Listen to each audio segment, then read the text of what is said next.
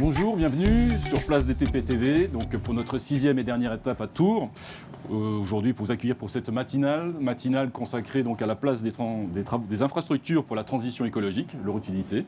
Donc avec nos invités aujourd'hui qui sont donc Catherine Gay, conseillère régionale déléguée de la région. Bonjour. Bonjour. Patrick Michaud, donc deuxième vice-président en charge des infrastructures routières et des mobilités douces. Bonjour. Précision importante pour nos sujets. Martin Cohen, alors là je prends mon élan parce que c'est un titre très très long, donc conseiller municipal délégué à la transition énergétique, aux moyens généraux, aux achats, aux bâtiments communaux, aux infrastructures, à la voirie, au réseau, à la propreté urbaine, à l'économie circulaire et au PCAET. Vous nous expliquerez ce que c'est tout à l'heure. Voilà. C'est bien ça. Je n'ai rien oublié, c'est tout. Bon. C'est bon. Il fallait son élan. Alexandre Edou, donc un habitué du plateau, puisque c'est la 3e fois, je crois, aujourd'hui. Donc directeur territoire, entreprise et institutionnelle région Centre-Val de Loire pour la Banque Postale. Et the last but not the least, Jean-Bernard Allary, donc président de la Fédération des travaux publics d'Indre-et-Loire. Je vais commencer par vous, Jean-Bernard. Aujourd'hui, on est sur la place des travaux publics. Place des travaux publics. Pourquoi une telle initiative de la Fédération des travaux publics ? Donc, merci à tout le monde d'être venu. Bonjour à tous. Donc, pourquoi une telle initiative ? Nous voulons promouvoir nos métiers, notre métier qui est les travaux publics et non le bâtiment, je précise. Donc aujourd'hui, ce qu'il faut savoir, c'est que les travaux publics, c'est 165 entreprises sur le département, à peu près 4000 emplois et 400 millions d'euros de chiffre d'affaires. Donc, nous avons de l'activité.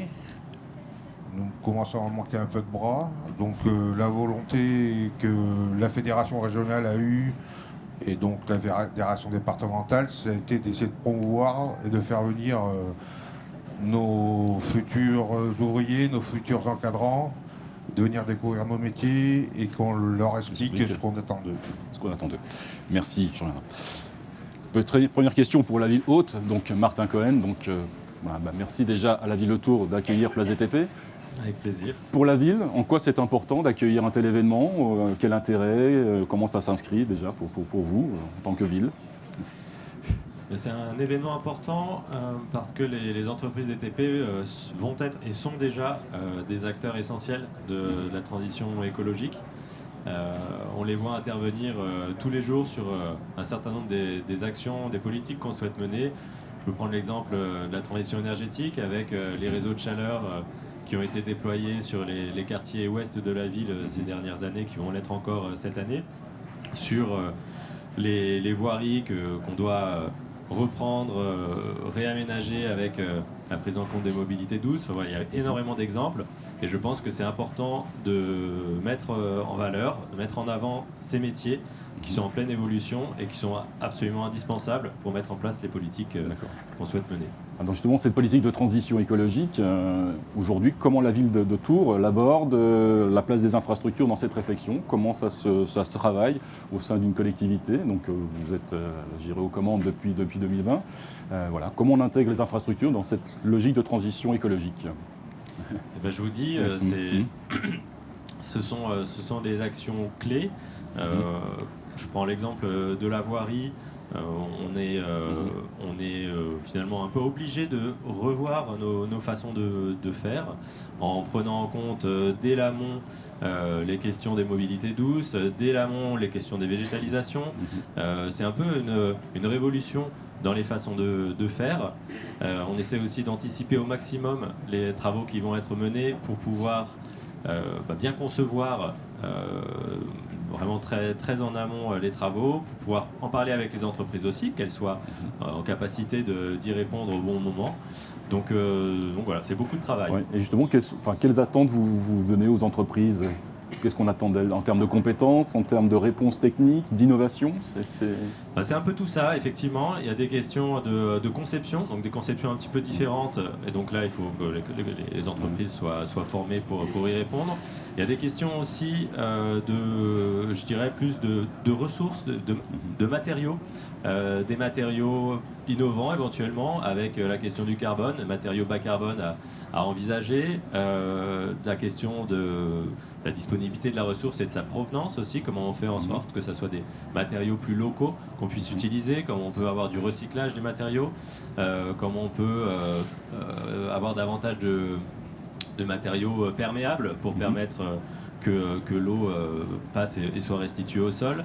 Donc il y a ces questions-là aussi. Et puis quand je parlais de conception, il y a aussi des évolutions à avoir.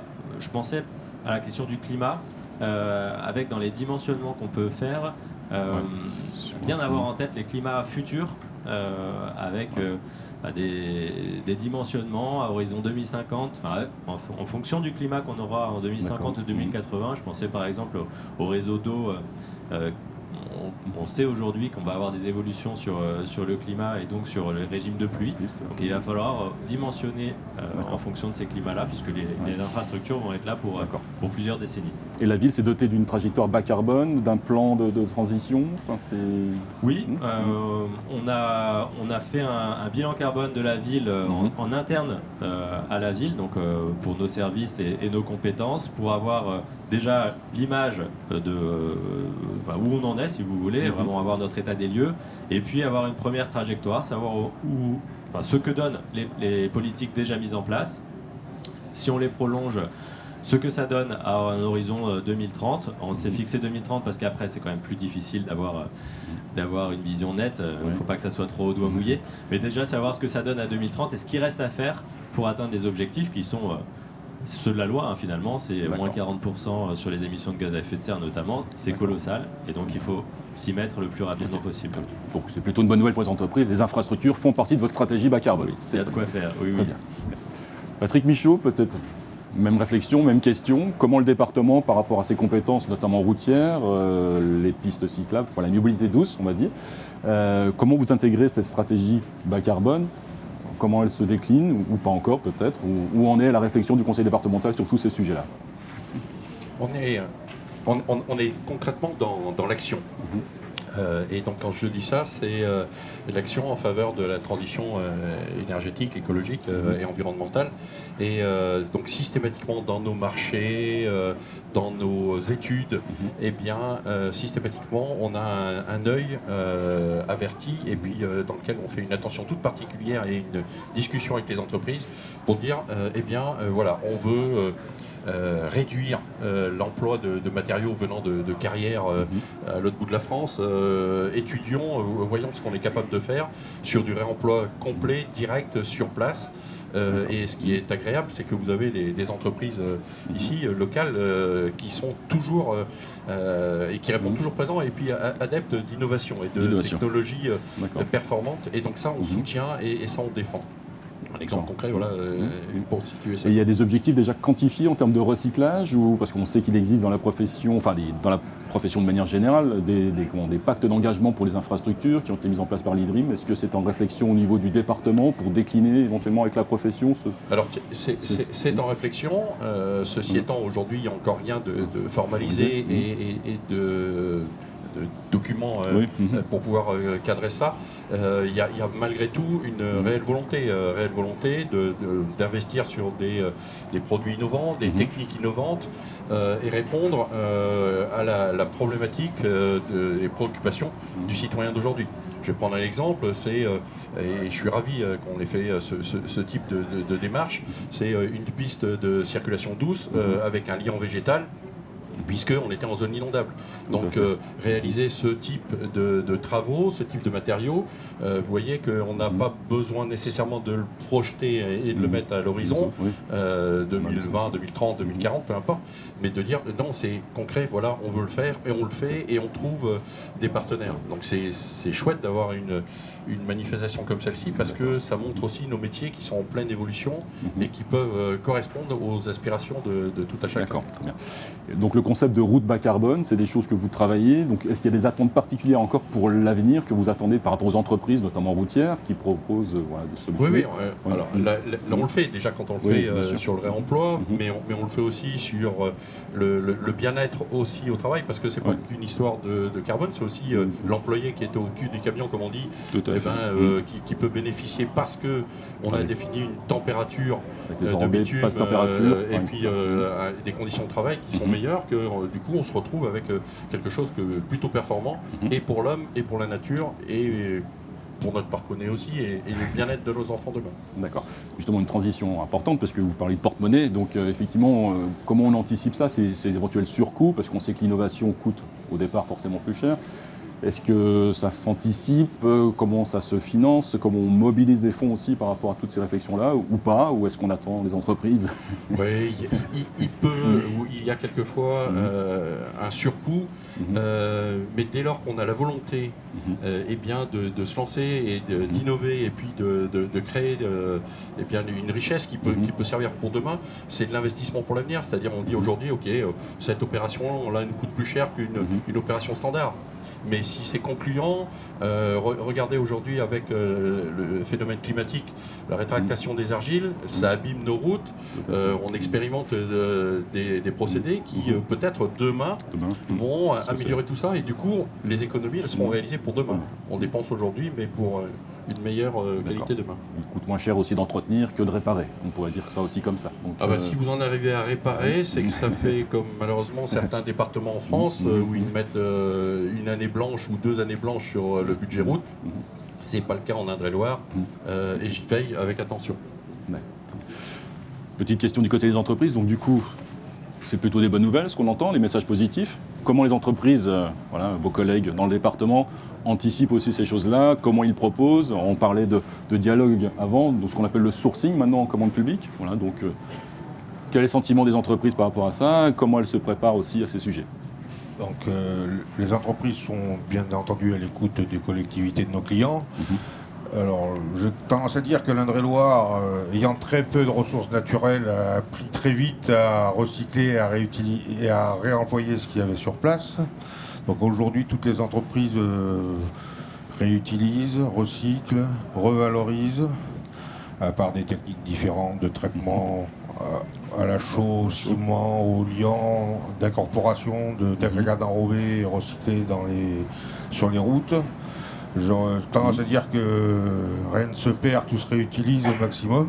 D'accord. La loi de Lavoisier, quoi. Voilà. Rien ne se perd, rien ne se crée. Et dans ce cas-là, quand on réutilise et quand on évite de mettre des matériaux, des camions sur la route, c'est bon pour tout le monde, pour le portefeuille et pour le climat. Très bien.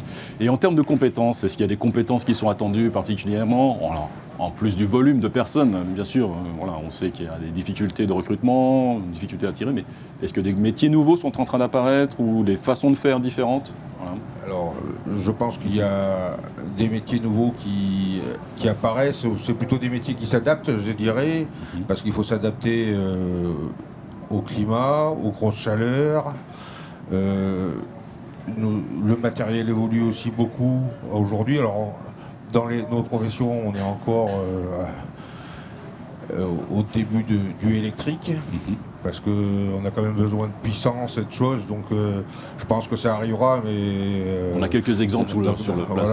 Mais après, on est sur du petit matériel. Et dès qu'on monte en gamme, on voit la limite de l'électrique. On n'a pas encore les solutions. On n'a pas encore les solutions. Mais je pense qu'on va y arriver rapidement. Il faut faire confiance à nos ingénieurs mécaniques et tout ira bien. Et français aussi, les Français. Donc après les compétences que nous on recherche, alors déjà je tiens à préciser qu'on a la chance en Indre-et-Loire d'avoir des bons organismes de formation qui vont des CAP, qui montent jusqu'au BTS et même aux licences en alternance. Et qu'il faut qu'on s'en serve pour former des gens pour entrer dans nos professions et dans les vôtres, voilà, parce que je pense que vous aussi vous cherchez du monde pour travailler. Donc les compétences, c'est du monde, mais pas encore suffisamment pour pouvoir pourvoir à tous les postes qui sont offerts. En fait, c'est à peu près ça. À peu près ça. En espérant que nos collectivités nous passent plein de bons de commande pour pouvoir les embaucher. Pour avoir des perspectives d'effectivement d'activité.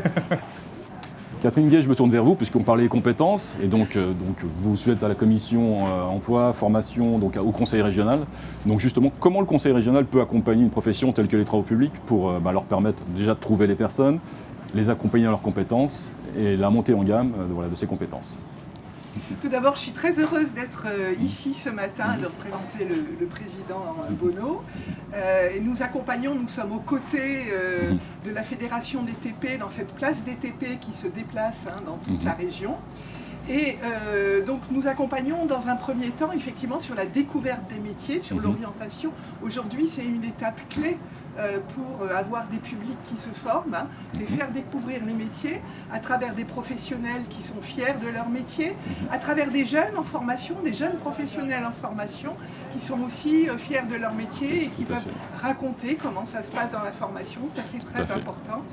Et je voudrais dire effectivement aux jeunes et aux personnes moins jeunes aussi, qui voudraient s'orienter vers ces métiers, que ce sont, vous le découvrez ici, des métiers en pleine évolution. Vous le disiez, monsieur, donc avec demain la réalité virtuelle par exemple, la réalité augmentée qui peut permettre de visualiser un ouvrage en 3D, demain aussi la cobotique, on voyait là le gant bionique dans le stand à côté, l'évolution des engins qui deviennent de plus en plus sophistiqués, vous l'évoquez également. Dans le métier des canalisateurs, les travaux sans tranchées, la robotique. Voilà, donc je voudrais dire aux jeunes que ce sont des métiers de demain, passionnants. Et voilà, c'est important de venir les découvrir au sein des entreprises. Et je voudrais m'adresser particulièrement aux jeunes filles et aux jeunes femmes qui sont ici aujourd'hui. Nous avons une jeune femme en formation sur le métier de canalisateur, canalisatrice. Ce sont des métiers qui se conjuguent aussi au féminin. Tout à fait. Les femmes ont aussi les capacités techniques et le leadership. Et donc, pour entrer dans ces métiers, peut-être à un premier niveau, comme constructeur, constructrice d'ouvrages d'art, canalisateur, canalisatrice, et évoluer vers chef de chantier, chef d'équipe, chef de chantier, conducteur de travaux, parce que ce sont aussi des entreprises qui offrent des possibilités d'évolution professionnelle. Donc voilà pour l'orientation. Et sur la formation, nous accompagnons aussi à travers les filières de formation dont vous avez parlé, le CAP, le Bac Pro, le BTS, que ce soit au lycée Martin Nadeau, en filière scolaire, que ce soit au CFA en apprentissage, puis sur la formation des demandeurs d'emploi. Aussi. Donc nous avions monté une opération défi qui est au plus près des besoins des entreprises à Bourges. C'est quelque chose qui peut se monter aussi en Indre-et-Loire, voilà, avec les entreprises. Ok, très bien. La question des compétences, alors peut-être aussi, je vais me tourner vers Martin Cohen. Les compétences pour vous en interne, l'évolution des métiers, les entreprises montent en compétences. Est-ce que pour vous, vos services aussi, c'est une nécessité de faire monter en compétences, d'évoluer pour accompagner cette transition écologique ? Oui, bien entendu. Il faut qu'on soit en capacité de proposer des marchés qui ont là aussi progressé, qui sont un peu différents d'avant. Donc nos équipes doivent se former comme dans les entreprises. Et on recherche également des nouveaux métiers. Je pensais sur les mobilités douces, par exemple. On en parlait sur le département, mais c'est valable aussi à la métropole. On a besoin de recruter des personnes qui connaissent mieux le vélo, la mobilité douce, les piétons, pour pouvoir proposer des marchés bien conçus, si vous voulez. Tout à fait. Oui, parce que comme on anticipe, quand les entreprises proposent des innovations, il faut que le dialogue puisse s'installer. Donc j'imagine que chez vous, il faut aussi monter en compétences en gamme pour pouvoir comprendre ce qui se passe, vers quelles perspectives on se donne. Et pour ça, on a besoin de journées comme celle-ci. Tout à fait. Pour savoir ce que vous pouvez proposer, on a besoin de se rencontrer, d'échanger pour qu'on ait connaissance des innovations que vous pouvez proposer. Je retiens effectivement que le sourcing, l'échange est primordial si on veut réussir cette transition écologique, effectivement. Monsieur Michaud, même constat ou une analyse pas différente peut-être Non, ce qui est intéressant, c'est, je vais prendre dans nos métiers au niveau du conseil départemental, eh bien on a une perspective d'évolution de carrière, ce qui est aussi intéressant, ce qu'on peut trouver aussi dans les entreprises. Et ce qui est plutôt la recherche des jeunes d'aujourd'hui, c'est de dire... je ne suis pas rentré, je vous souvenez souvent de cette anecdote, je suis rentré chez Renault parce que mon père était chez Renault et je finirai jusqu'à la retraite chez Renault. Aujourd'hui non, c'est pas ça, je rentre, j'ai tel grade, tel poste, telle fonction, telle responsabilité, j'évolue, je passe des examens, j'expérimente, j'apprends et je suis capable d'avancer et finir, je vais rebondir, directrice des routes, puisque c'est pas que un métier d'homme, c'est aussi Un métier qui se accessible à féminise, tout le monde. effectivement. Donc, voilà. Voilà. On a plus de chances de finir PDG de son entreprise de travaux publics que PDG chez Renault, en fait. Oui. Là, Exactement. Voilà. Très bien. Je vais changer un petit peu de sujet sur l'aspect du financement, parce que la transition écologique, et j'ai gardé le micro, M. Michaud, on l'a dit tout à l'heure, il y a des investissements nécessaires. Aujourd'hui, comment on anticipe les évolutions d'investissement? Est-ce que ça va passer par de l'emprunt? Est-ce que ça passe par d'autres sources de financement, d'autres usages? Comment on anticipe? Parce qu'on sait que les besoins sont très importants. Donc la commande publique, la capacité de la puissance publique ne peut pas tout. Donc aujourd'hui, est-ce qu'on réfléchit à d'autres façons de se financer La puissance publique ne peut pas tout, effectivement. Ça reste conditionné à la collecte de l'impôt. Et puis le département est plutôt contraint aujourd'hui avec les nouvelles réglementations. Donc en termes d'évolution, on ne peut pas dire, tiens, j'augmente le prix, je vois. Oui, c'est de l'emprunt, suivant la capacité d'emprunter des collectivités. Pour ce qui nous concerne, on a la possibilité de le faire. Il faut toujours le faire avec prudence, mais en tout cas, on a la volonté toujours d'investir. Donc soit on arrive à investir sur une partie de fonds propres, soit on rajoute avec de l'emprunt, mais il n'y a pas, je l'ai dit, il n'y a pas la volonté de mettre une année blanche. Au contraire, c'est une année blanche sur les travaux publics, quels qu'ils soient, que ce soit sur les constructions, l'amélioration des collèges, la route ou nos bâtiments. Ça veut dire que c'est plusieurs années de coûts supplémentaires demain. Effectivement. Oui, alors ma question c'était aussi, est-ce que vous attendez peut-être de l'État un plan qui accompagnerait, peut-être de la région, pourquoi pas demain, qui peut accompagner aussi financièrement certaines choses? Donc est-ce qu'il y a des attentes? On peut attendre beaucoup de choses en période électorale. Oui, les promesses n'engagent que ceux qui les croient, c'est ça. Aujourd'hui, j'attendrai la mise en place du nouveau gouvernement pour voir quelles réformes il peut y avoir, mais il y a un besoin de réforme, oui, par rapport au financement des collectivités, parce qu'indirectement, je rappelle que c'est quand même la première commande publique qui va sur le terrain et qui permet à tout à chacun d'avoir un boulot et puis de développer et d'aménager nos territoires. D'accord. Le dialogue département, région, collectivité, métropole, est-ce que pour travailler ensemble sur cette transition écologique, il se fait? Comment il fonctionne? On se parle et puis j'espère. Je fais partie de ceux qui disent le cumul de mandats n'est pas que négatif, ça permet aussi d'avoir deux fonctions dans deux collectivités différentes et de faire la part des choses dans sa tête plutôt que d'être en opposition systématiquement parce que je t'aime pas ou on n'est pas du même bord ou non, là se dire tiens, tu vois, on est à la même table, on est capable de se parler, on est capable de travailler ensemble, on est capable de construire ensemble l'avenir sur le territoire. Madame Gay, est-ce que vous confirmez pour la région? Puis après, je vous passerai la parole, Martin. Oui, tout à fait. C'est-à-dire qu'on intervient aux côtés des collectivités locales et sur leurs projets avec bien évidemment une exigence de transition écologique, transition environnementale, une exigence par rapport aux matériaux bas carbone, par exemple. Mais on intervient notamment dans le cadre du CRST, des contrats régionaux de solidarité territoriale, sur des équipements, l'accompagnement, sur la construction, la rénovation d'équipements publics. Dans ce sens-là, la requalification de friches industrielles, par exemple. Tout à fait. Sur les mobilités douces, on a comme projet de développer, vous savez que la région Centre est parmi les premières en termes de pistes cyclables. Là, on a comme objectif 2000 km en plus de pistes cyclables dans la région. On construit 2 nouveaux lycées aussi, donc là il y a des travaux publics.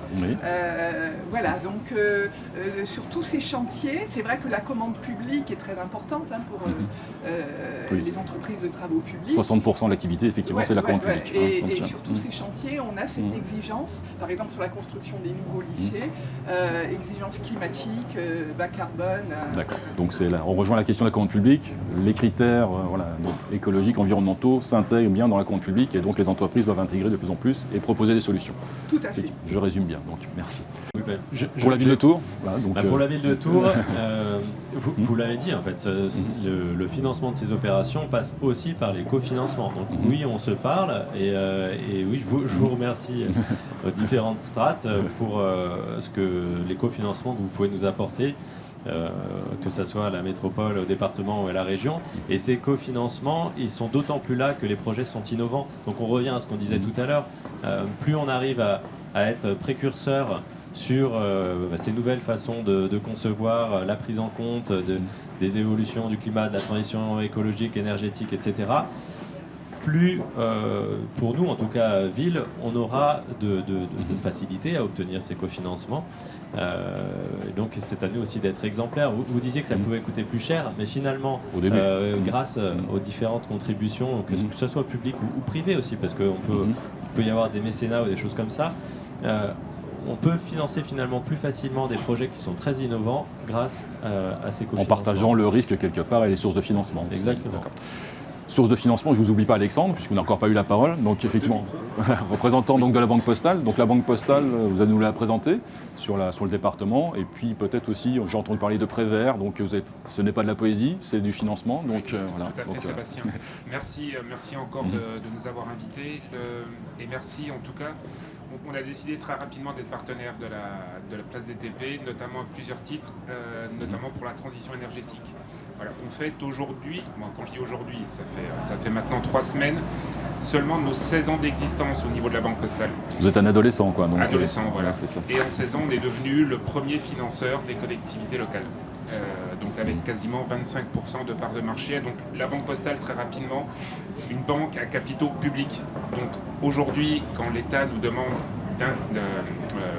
d'intervenir, notamment sur le plan de relance, avec un énorme sujet sur la transition énergétique, il fait appel à qui à ses filiales, entre autres, donc la Banque Postale et la Caisse des dépôts.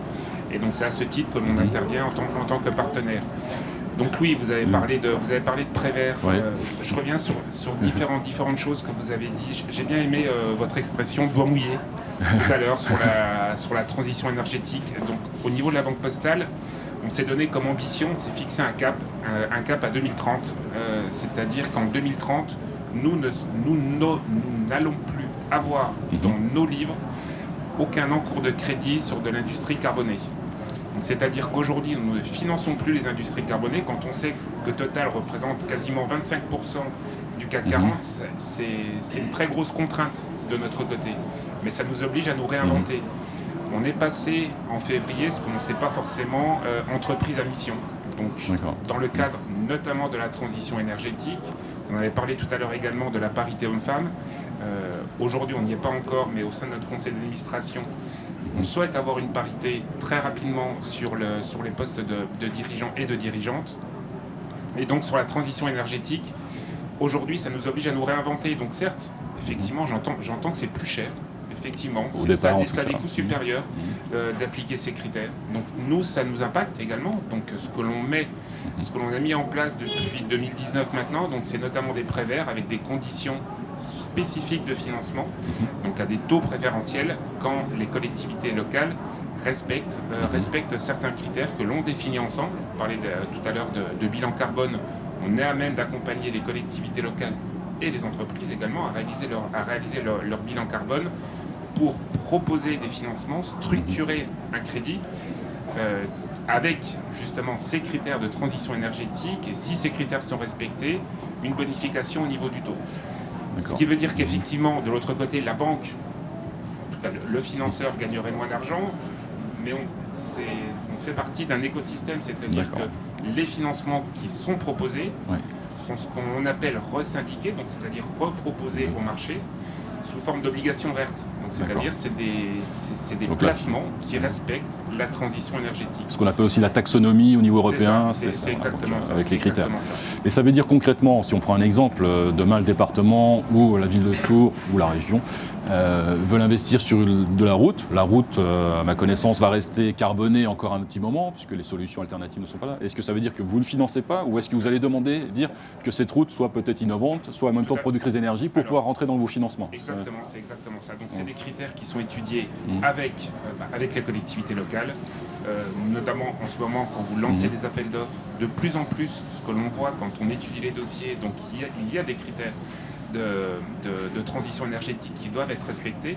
Donc ça nous permet, nous, de notre côté, de proposer des conditions préférentielles, notamment pour ces financements. Et vous parlez de mobilité douce. Donc depuis 2019, les premiers prêts verts aux collectivités locales. 2021 pour les entreprises. On a commencé seulement l'année dernière à proposer des prêts verts aux entreprises. Donc 2 milliards qui ont été mis en place depuis 2019 pour les collectivités locales. Et sur ces 2 milliards, vous parlez de mobilité, la moitié, c'est-à-dire quasiment un peu plus d'1 milliard, concerne la mobilité. Voilà, que ce soit la mobilité douce, vous parlez de pistes cyclables, c'est le plus gros, on va dire, le plus gros des financements qui sont faits actuellement. Et l'autre côté, c'est l'assainissement. Ouais. L'eau potable, l'assainissement est un autre gros sujet, je crois, de vos investissements et de financement. D'accord, très bien. Donc c'est plutôt des bonnes nouvelles. En fait, tout devient vert, tout devient bas carbone, même la finance. Donc c'est une bonne nouvelle. Même la finance, et ça nous oblige à nous réinventer, effectivement. On peut croire que la finance est un métier d'homme. Voilà, on fait changer les paradigmes. Ça nous oblige également à recruter et à former d'autres personnes, parce qu'on est à même de proposer des bilans carbone pour les collectivités locales, pour les entreprises. Donc il n'y a pas que des financiers. Bien sûr, voilà. bien sûr. Merci. Une réaction peut-être des collectivités qui recourent beaucoup à l'emprunt aussi, forcément. Ça fait partie pour monter les budgets, donc il y a une part toujours consacrée à l'emprunt. C'est plutôt des bonnes nouvelles, ça, pour vous, d'entendre ce genre de discours. Ça vous ouvre des perspectives, peut-être Oui, je pense que c'est plutôt des bonnes nouvelles. On voit que finalement, les financiers ont proposé des conditions plus intéressantes pour des projets qui vont dans le sens des politiques qu'on souhaite mener. Donc moi, je pense que c'est très positif. Ça devrait être pour nous plus favorable finalement d'avoir recours à l'emprunt. Donc tout le monde va dans le même sens, en fait. Oui. Voilà. Donc, effectivement. Très bien. Peut-être pour la région, si vous... Non, ça va aller. Oui. Parce que vous êtes quand même aussi auprès des finances, je crois, donc à la région. Donc c'est quand même un sujet important. C'est un sujet tout à fait important et je suis très heureuse de cette évolution de la Poste, en fait, et de ces préverts. Je découvre le détail là que vous expliquez, donc c'est vraiment important et intéressant. Très bien. Bah, écoutez, si ça a au moins permis de découvrir quelque chose. En soutien à nos politiques, d'ailleurs que nous menons en bonne intelligence entre collectivités. Je souligne ce qu'a dit M. Michaud également. Merci. Non, belle initiative. Ce qui va nous manquer, c'est quelque chose de concret, c'est-à-dire qu'on passe de 0,8% à 0,2%, parce que du coup, ça nous permet de, le coût de l'emprunt, voir c'est ça. À quel taux on se situe. Est-ce que c'est un bateau comme le bas carbone ou est-ce que non Pour vous donner un ordre de grandeur, la bonification, on va être entre 0,10 et 0,30. Voilà, je vous donne simplement selon les maturités. Mais ce qui est important de savoir, attention, quand je dis attention, certes, vous n'avez pas que le taux en termes de financement. On est à même de proposer des bonifications au niveau du taux, mais ce qu'il ne faut pas oublier, c'est que les emprunteurs, c'est-à-dire les collectivités locales ou les entreprises, encore une fois, vont avoir des coûts supplémentaires. C'est-à-dire que, encore une fois, la transition énergétique, elle a un coût. Je parlais pour les collectivités locales, opter pour tel matériel ou tel matériau plutôt qu'un autre, ça a un coût. Donc cette bonification, par certains côtés, elle va être neutralisée par le surcoût de passer sur on va dire des produits verts. Idem pour les entreprises quand quelque chose de très simple. S'équiper en matériel nouveau, matériel électrique. En matériel électrique, je prends l'exemple d'un véhicule. L'acquisition d'un véhicule hybride revient plus cher qu'un véhicule essence. Mais voilà, ce que l'on veut aujourd'hui et ce que nous demande notre actionnaire, c'est d'être au cœur de l'écosystème. Donc ce que l'on fait pour les collectivités locales, on le fait pour les entreprises, mais on le fait également pour les particuliers. Donc on a lancé également des prêts verts pour aider les particuliers à s'équiper en véhicules hybrides, qui permet, alors c'est très loin d'arriver à compenser le surcoût, mais c'est un geste notamment pour la transition énergétique, parce que c'est important pour nous, pour le climat et surtout pour nos enfants. D'accord, donc vous accompagnez les collectivités, les particuliers et les entreprises. Je voulais rajouter un point et une question.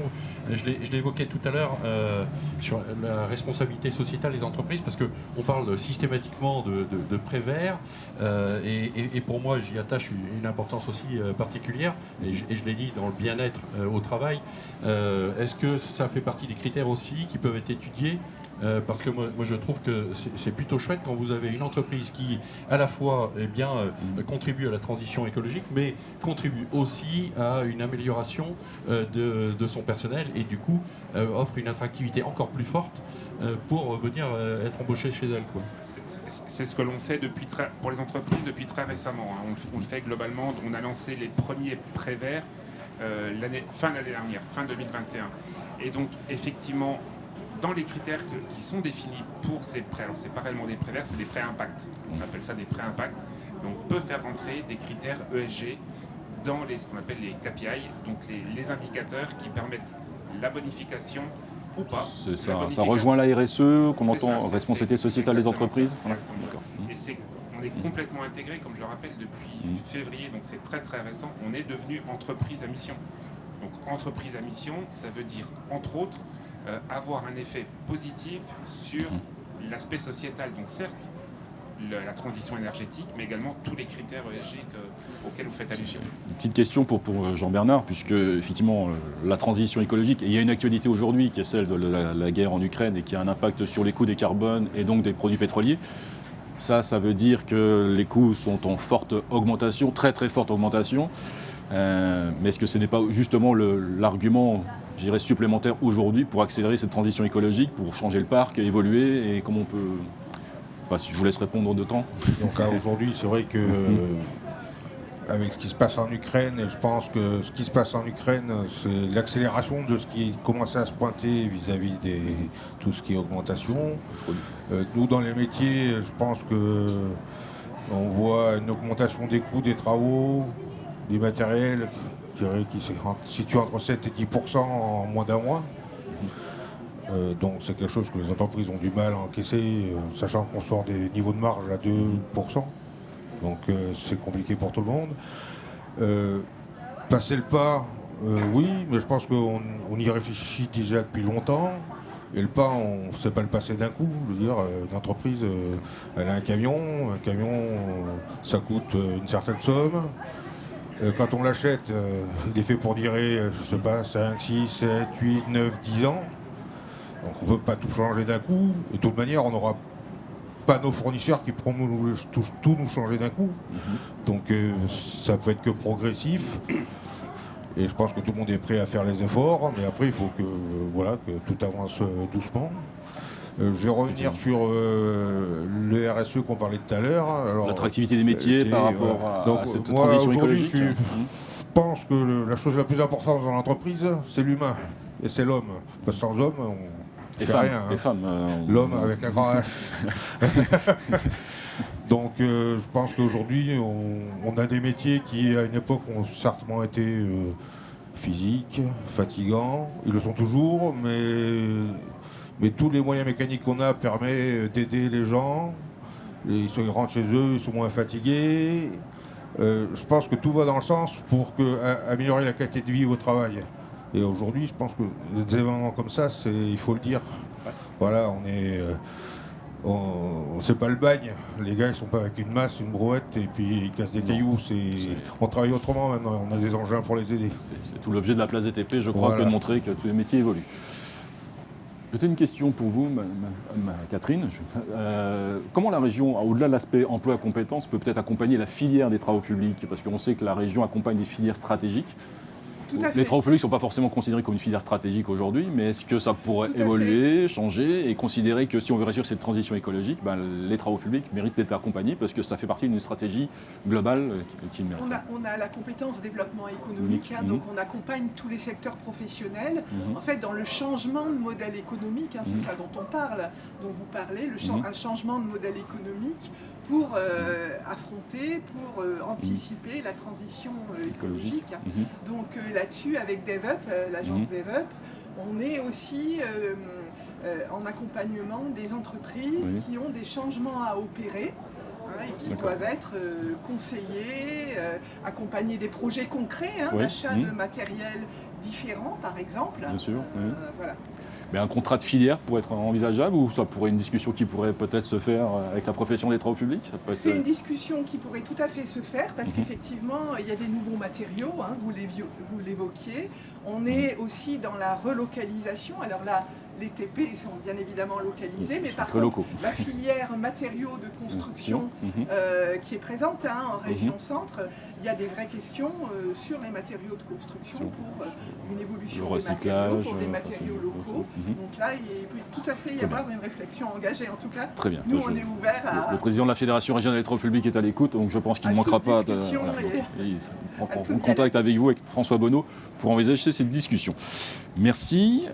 Peut-être un petit mot de conclusion à chacun. Donc, Jean-Bernard, Moi, je je sens qu'il voulais a juste en profiter pour dire ce que sont les travaux publics. C'est le moment ou jamais. Voilà. Donc aujourd'hui, moi, à mon avis, c'est, je dirais pas que c'est le plus beau métier du monde parce que tout le monde dit ça de son métier, mais nous, ce que font nos entreprises, ce que vous faites avec nous, c'est ce qui permet de se rencontrer, que les gens soient, voilà. Et tant que c'est des chemins qu'il faut qu'ils soient entretenus, c'est des réseaux d'eau, voilà. Quand l'eau coule au robinet à la maison, eh bien, c'est aussi beaucoup grâce à nous. Et quand l'électricité arrive et que vous avez de la lumière et que votre frigo marche, c'est aussi grâce à nous. La Et fibre c'est aussi. La fibre. Et quand Tout à fait. la nourriture arrive dans les supermarchés ou sur les marchés et que vous allez vous faire vos courses, ça passe aussi par des infrastructures. Donc c'est un patrimoine qu'il faut entretenir, sécuriser et améliorer. Voilà, c'est... Très bien. Ben, c'est très bien dit. Une réaction peut-être à ça, et puis votre mot de conclusion, Monsieur Michaud. Ah ben, en mot de conclusion, et puis je resterai dire ce que sont que les travaux publics. C'est tout simple. Quand vous êtes petit, eh bien votre rêve c'est de construire. Donc vous avez vos briques à Lego, et puis vous construisez votre maison, vous construisez votre route, vous construisez un chemin. Et puis passer de ce jeu tout petit à la réalité adulte. Et voir que ce que vous faites aujourd'hui en tant qu'adulte, parce que c'est ça qui est chouette, hein, être embauché dans ces missions-là, eh bien, vous allez aider au développement économique, vous allez aider au transport scolaire, vous allez aider à la commercialisation, l'achat de biens de tous les jours. Vous allez aider aussi à la balade du week-end en vélo. Donc on aide à une meilleure qualité de vie. Eh ben, si c'est pas un beau métier, et de dire voilà à quoi on sert, et regardez, c'est nous aujourd'hui pour demain. Donc, Et rendre ça, c'est concret chouette. la transition écologique dont on parle tant. C'est ça. Exactement. Moi je trouve ça super. Super. Oui, comme vous le dites, vous venez de le dire tous les deux très bien, ce sont des métiers et des entreprises qui sont au cœur de la vie en société, hein, l'aménagement du territoire, l'aménagement des villes, l'aménagement du milieu rural aussi, c'est très important. Et donc ce sont des métiers qui sont au cœur de la société et des métiers qui sont passionnants. Voilà, donc Très bien. bravo à vous d'avoir monté cette place des travaux publics.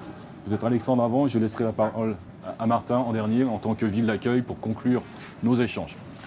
Bon, très rapidement, encore une fois, merci Sébastien de nous avoir permis d'être partenaires. Et moi, juste très rapidement, juste en 2 mots, donc on a changé de marque il y a très peu de temps. Vous avez peut-être vu la campagne de communication. Campagne très, très moderne, très active, 16 ans. Vous allez voir sur Félicitations pour cette LinkedIn. campagne. Donc aujourd'hui, notre marque, c'est Banque et Citoyenne. Donc on veut réellement être au cœur de l'écosystème sur les critères de transition énergétique et RSE.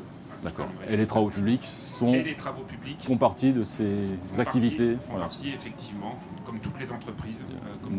c'est Donc une- on est à même d'accompagner, certes, vous parlez de DevUp, très grosses entreprises, les ETI, mais également jusqu'au tout petit chef d'entreprise ou professionnel qui a un véhicule à acheter. Voilà. Martin, je vous laisse le mot de la conclusion pour la ville haute voilà, de Tours, voilà, à laquelle nous sommes enfin arrivés à pouvoir installer Place DTP. Non, mais moi je voulais vous remercier pour l'organisation de cette place DTP. Elle permet on en a parlé hein, là, sur ce temps, de mettre en avant la richesse de ces métiers, les évolutions qui sont à venir. Moi je trouve ça vraiment enthousiasmant, ça donne envie. Ça donne envie, et puis pour nous, collectivités, ça nous permet de voir que vous êtes prêts. Vous êtes prêts à répondre aux défis de demain, dès aujourd'hui finalement, aux défis que nous on essaie de répondre. Voilà, que ce soit transition énergétique, rénovation énergétique, végétalisation, donner de la place aux mobilités douces, tout ça, je sens que les entreprises sont prêtes à y répondre. Donc je trouve ça très bien, et donc merci d'avoir organisé cet événement. D'accord. Merci à vous tous, vous toutes. Merci beaucoup. Donc défi, je pense que ça sera le mot qu'on va tous retenir en conclusion. Un défi à relever, mais tout le monde est prêt à relever ses manches, à retrousser ses manches et à agir ensemble. Voilà, merci pour cette matinale. Et donc, on se donne rendez-vous très vite sur Place DTP TV pour d'autres rendez-vous. Merci beaucoup. Au revoir.